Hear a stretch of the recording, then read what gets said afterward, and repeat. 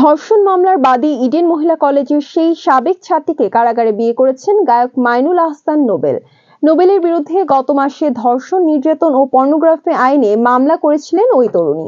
অভিযোগ ছিল 7 মাস ধরে একটি বাসায় আটকে রেখে তাকে ধর্ষণ ও নির্যাতন করেছিলেন নোবেল। বৃহস্পতিবার কারা কর্তৃপক্ষের তত্ত্বাবধানে কেরানীগঞ্জ কেন্দ্রীয় কারাগারে গায়ক নোবেল ও পাত্রী ইসরাত জাহান প্রিয়ার বিয়ে সম্পন্ন হয়। এর আগে 18 জুন ওই শিক্ষার্থীর সঙ্গে গায়ক নোবেলের কাবিন মূলে বিয়ের ব্যবস্থা করার জন্য কারা কর্তৃপক্ষকে নির্দেশ দেন আদালত। নোবেলের আবেদনের পরিপ্রেক্ষিতে ঢাকার চিফ মেট্রোপলিটন ম্যাজিস্ট্রেট আদালতের ম্যাজিস্ট্রেট নাজমিন আক্তার বুধবার এই আদেশ দেন। এ সময় ধর্ষণ মামলায় বাদী আদালতে উপস্থিত ছিলেন।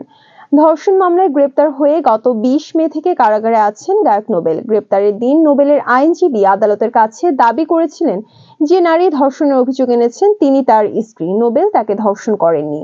ওই নারীকে স্ত্রী হিসেবে দাবি করলেও আদালতে কাবিননামা জমা দিতে পারেনি নোবেলের আইনজীবী জসিম উদ্দিন। তবে 19 মে নোবেলের বিরুদ্ধে নারী ও শিশু নির্যাতন দমন আইনে মামলা করেছিলেন ইডেন কলেজের সাবেক সেই ছাত্রী।